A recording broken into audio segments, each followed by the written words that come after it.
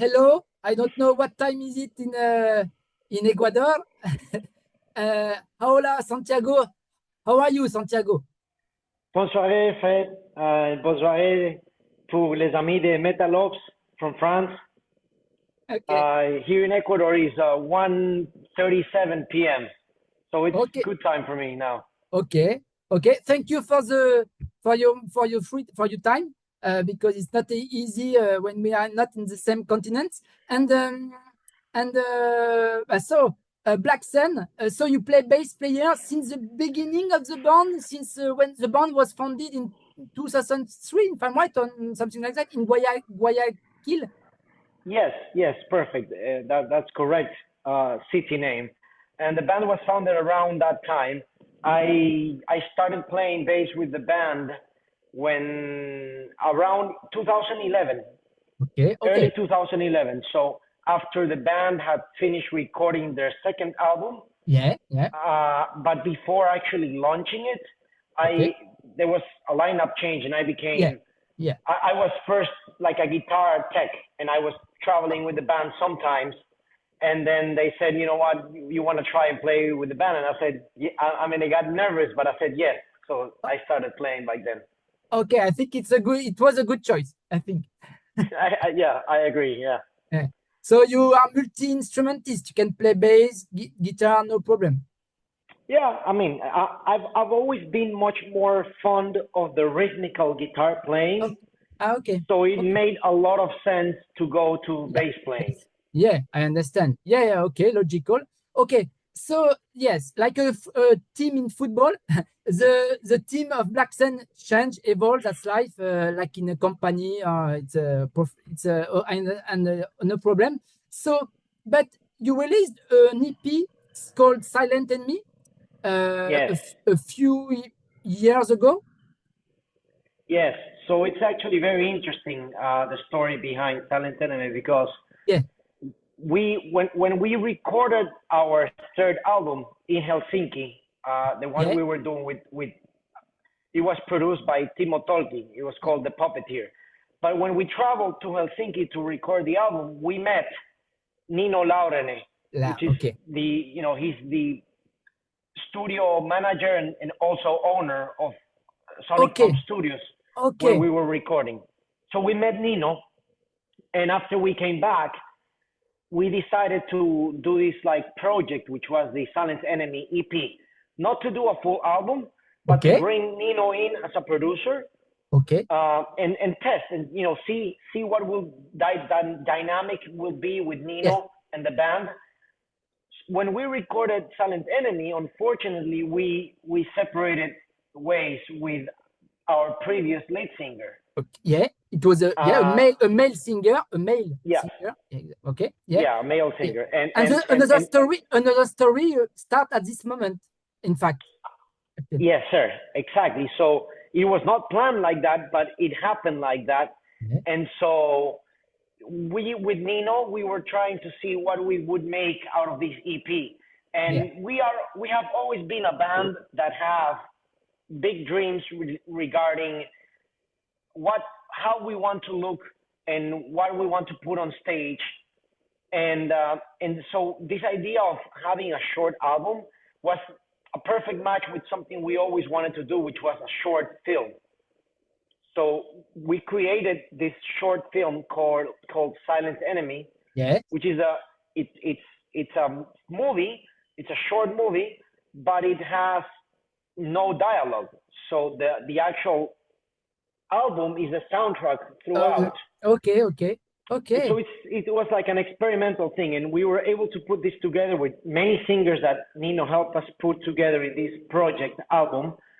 And fortunately for us, this project, this short film, earned 34 international awards, including Best Animated and Experimental Short Film in the Madrid Film Festival. Okay, and at this time, the female singer was arrived, Netta, the wife of Nino, but as guest, maybe as guest first, no? As guest on the EP. So in that album starts with an intro, and then the first song of the album is called Resist. Yeah. And we talked to Nino, and we decided to ask Netta if she wanted to sing as a featuring, because we did not have a singer. Yeah, yeah. We had to fix this problem of having an album with songs but no singer. You could make an instrumental album. Yes, and actually there is our first instrumental track is on that album as well, called Dark Mirror. But we spoke with Netta, and she said yeah, and so that was the first test of what Black Sun could sound with a female singer. But it's something that it was not out of the blue. It's something we had already kind of discussed, because in the previous album, Netta already had featured in one song with our previous singer, the single called Let Me Be. Yeah. Okay. So and after it become, because you live very far away. They live in Finland, Nino and Netta Laurenne, and you in Ecuador. So, but you build a relationship, and you can work like that, no problem with the distance. Yeah, because nowadays the technology is so helpful, and it's a tool that you can use to stay together. And the thing is, when we talked to Nino and Netta and said, you know what, we are going to do a support tour, a short tour in Ecuador to support the EP, the Silent Enemy EP. They agreed to come, and Netta would sing all of her songs with us in stage. But she was not an official singer. She was like, okay, I'll do this with you as a band, and let's see what happens. And this relationship started many years ago, and we've always stayed in touch. And we talk with Nino and Netta with Nino every day in WhatsApp, and with Netta almost every day. So it's more than just a band. It really, there was a very nice friendship and familiar bond that was created, and it just continued to grow when they came to Ecuador to do the tour together. And that's when we sit down at the end of the tour, and we all talked and said, you know what, we have had so much fun. We want to do a new album. Do you want to join? Okay. And she was like, yeah, let's do this. And Nino was only going to be the producer, but we convinced Nino because he also has a band. Yeah, because he also has his own band called Thunderstone. But for many reasons, this band is now not playing. So Nino was like, no, he had no band at the moment. And we said, you know what, it would be great if you're not only a producer, but we actually write songs together. And during the rehearsals for the previous tour, we started already writing some songs together. So it was very natural. And now we can call officially, this is a band. Yeah, that's why maybe you choose the title of this new album, new fourth studio album, Black Sun, simply eponym, like Metallica. You are completely on point, and that's exactly why we feel that this is a statement, and this is like a new beginning of Black Sun. Like you can think Black Sun exists since 2002 or whatever, but you should take this as a new chapter, like almost as a new band, with a new sound, with a new approach, with a new dimension. Okay. If I'm right, the EP was released as on Rockshots Records? Yes. And this new album, Black Sun, in which label? It will be self-released? I don't know. So it's a good question. It's a good question. We did have some conversations with a couple of labels. Okay. But we decided that we wanted to do it our own way. Okay. And Nino and Netta have been in the industry long enough. They have they know people, they know the contacts, and labels are great, and they allow and they help you to get exposure. Yeah, marketing. But at the same time, sometimes you kind of have to fit what they are looking for. And in our case, this album being like a statement for the band, we really wanted to be open and when I don't know if you have listened to the album yet. Of course, the album is not out. It's not out yet, but we have sent to some people the album already, and it really opens up. So it's not a very linear album, and it has a lot of different songs. And I don't think we would have been able to do something like that with a label. Okay, I understand. Let's speak about this new album. I have listened to it, of course, always in general before the interview. Sometimes very very short, but okay. It's I find it it sounds very catchy, very powerful and melodic, and I think the voice of Netta she brings that all these assets, powerful but melody, and she has a low voice, a powerful voice but a bit low voice. She didn't scream, she didn't growl, but I think she could. But she has very catchy and I think she brings a lot. So the goals to make this album, it was that powerful energy but melody. I remember the single, the last single, Slay the Queen, if I'm right. There is an introduction, etc. Very melodic. It was a goal for this new album to make emotion, powerful, power. Yeah, merci beaucoup for those words, really, because it means a lot to us. That's almost exactly what you have described is what we were aiming. But there's one thing regarding this album, and is that even us, I think even Netta feels a little bit impressed of what she has achieved, because since we had the liberty to do anything we wanted, and we said to her, you can do anything you want. Of course, we have some ideas on melodies and something, and we all wrote a lot of the melodies together. We allowed her to navigate her full range. And you're gonna see, very open range. Okay. So if you listen to, there's a ballad there, and she's very melancholic, very very powerful, and very very deep feeling, But there's also a song when she's almost doing some Megadeth kind of spoken word, and there's another song she's doing very high screams, some vocals also she's doing a little bit of growling. So in this album, I think even you can even hear things that even Netta has never put out before. So we are very, very excited about that. We're very excited for people to be able to listen to that. But at the same time, we are very surprised. We know how capable she is, but you never know until you actually get the songs done. And when we heard the song and the whole album, it was like, Netta, you totally blew our mind, because you are like so versatile. Who sings? Who girls? Sometimes are girls. Who made it? Who made them? Who girls? Sometimes.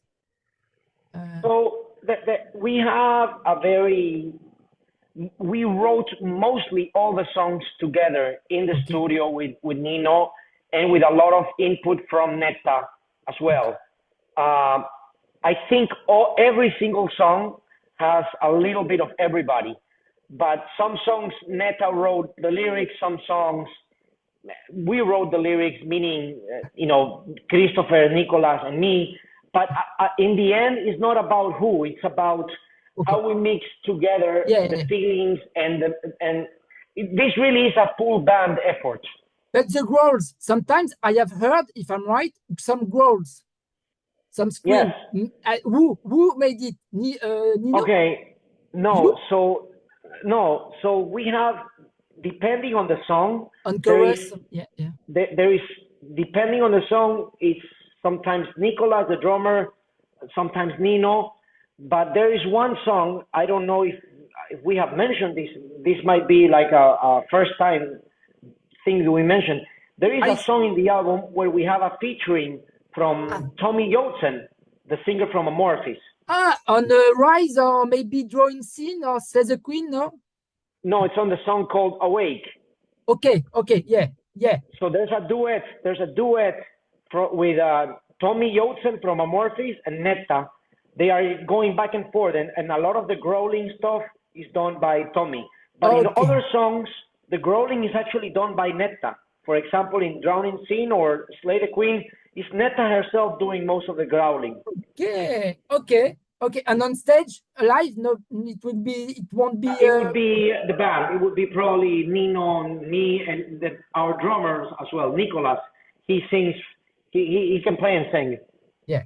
Okay. I have heard some girls, and I didn't know exactly who. I didn't remember the song honestly. But yes, I know very well the 3 singles. There are videos, nice video, very energetic. And yes, there is a video. Yes, I don't remember if it's maybe it's Rise or not. Drowning Scene, with the Last Supper of Jesus Christ. A bit. That's right. Right. Like in I don't know if you have seen if you saw the Olympic Games overture. There was a DJ set. There was Gojira also. Gojira was. I mean, now that you're mentioning this, Gojira was the best part of the whole. I mean, I do think that every single metalhead out there, when we saw that, we were all very proud and very happy to see a band like Gojira put out to the world what the metal world can do, because I think not many people nowadays know how technical and how proficient bands can be. So I was really happy to see that. But we recorded this video a year and a half ago. You know, and we planned the release of this song a year ago on that date. So it was a complete, you know, coincidence with the Last Supper of the Olympic Games. But yes, the Last Supper was that video and that song. Actually, the lyrics for that song talk about some inner demons that you have within yourself. Yeah, we can see the people that agree, they fight, they eat. So the Last Supper was a very, you know, the Last Supper, the painting, it's something so peculiar, and it's very, everybody can relate to it. Everybody knows what it is.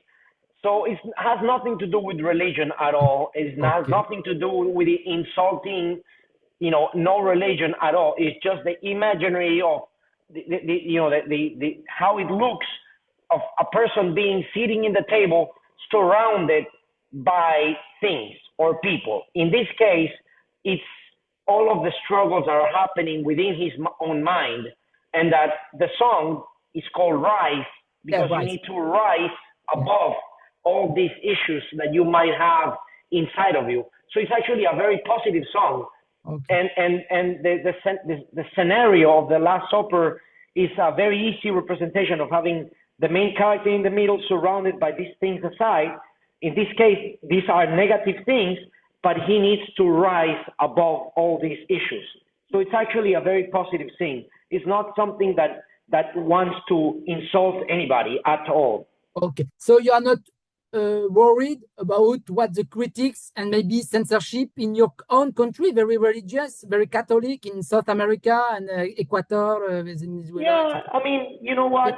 People can think whatever they can think.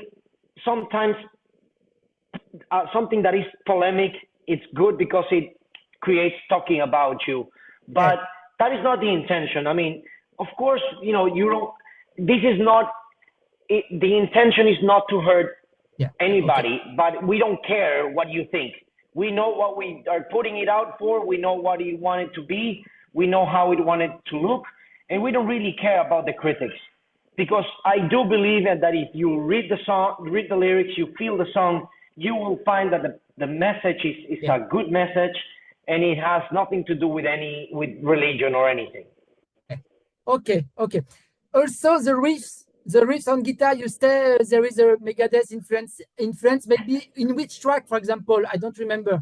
In which track there's this track called "The Mercenary." That Netta, her singing, it's something a little bit like the Dave Mustaine era, where, you know, the Dave Mustaine singing on the, you know, maybe this maybe Peace Cells era where he's doing a lot of this spoken word sometimes. Yeah. So we got a little bit of inspiration. Yeah, but she's like growling and speaking. She's not she's not singing.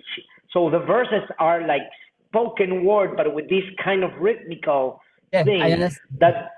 So it's really interesting, that song, and I think it has a very, very powerful, catchy riff. Dave Mustaine, he had a cancer. he was sick, and he's come back. And the last album was awesome. And to make that at this age, very congratulations. You know what? Another great coincidence, has nothing to do with it, but Netta has her own band called Smackbound. Yeah, and in that band, Teemu Mantisari is the guitar player. And Teemu Mantisari is now the guitar player for Megadeth. Yeah. Because, so, it's exactly. a lot of coincidence there. But yeah, we do. I mean, talking about Megadeth and talking about a lot of things, if you listen to the album, it's going to be very hard to pinpoint a single influence. Yeah. Like, there's some jazz, there's some, a little bit of even pop. There's a lot of influences coming from everywhere. So it's going to be, for me, it's a very interesting, very, I would say, fun album, because it has its flow, but it doesn't have a single, direction. It goes along and it shows dimension. Yeah, and the songs are very, every song is like, sometimes it's more quiet, but in general, it's more like an uppercut. And all the album, I said, wow. And the big rhythmics, the vocals, and what I'm waiting for now, live show, because on live it is so catchy, and Netta made this job of front woman on stage. It will be awesome. I think live in festival. This week I go to festival at Motoculture Festival, for example, in France. It's the second metal festival event in France called Motoculture. So come. When can we come? Can we see you live in France, in Europe? It's big complicated. So that is our next, that's the next stage we gotta get. Okay. In order for this band to continue to go where we want to go. Okay. The idea right now is to have Nino and Netta come to Ecuador and do a small tour in Ecuador first for the end of the year. Okay. Because, timing-wise and everything regarding the festivals, it's better always to tour in Europe closer to spring. Yeah. So, and it also works best with because now we are a band from South America, and also from Ecuador and Finland. It's a very interesting band, but we have the effort to put everybody together in the same place is not easy. So the idea, what we're planning to do right now is next year, late spring or early summer, try to get a couple of gigs at a couple of festivals, and in between festivals, try to do some live gigs at some places on some cities. Of course, Finland will be one place that we will be aiming for, but do not count France or maybe Sweden or Germany out, because it's in line and we are trying to put together. But there is definitely a plan ahead. We have a very focused mindset of where we want to go. The show that we want to put together live, it cannot be a normal show. We need, even if it's at a small venue, sometimes we need to put out a show. We always have in our mind the theatrics need to go along with the music, not only the band playing. So, but expect us to be in Europe, hopefully in France, but in Europe for sure by next year, late spring, early summer. Okay, wait and see, but I'm waiting for that. Okay. We will let you know as soon as we can. And you can ask Netta can ask Dave Mustaine to make support, but to open for with Black Sun as support band from Megadeth next maybe year. Who knows? You never count anything out. And what's great about these kind of older bands is that they know that opening a door for a smaller band, it's something that they would have loved or that somebody did to them before. So the thing is, nowadays the music industry is not only about what the main headline band wants. So it depends on a lot of, lining up a lot of things with the tour agency, with the venue. So we understand that, we know that. Fortunately for us, Nino and Netta have been in the industry. We have also some understanding. We have already, Black Sun opened up for Firewind. We did a Latin American tour with Firewind some years ago. So we understand, we have contact. So we are working meticulously and very, on the details to get this done the right way. So if we do it the best we can, and our possible potential fans, when they see Black Sun, they see the best we can put out there. Okay. So I just I wish you good luck. I tell you, because it's very good album. That's why I make the interview.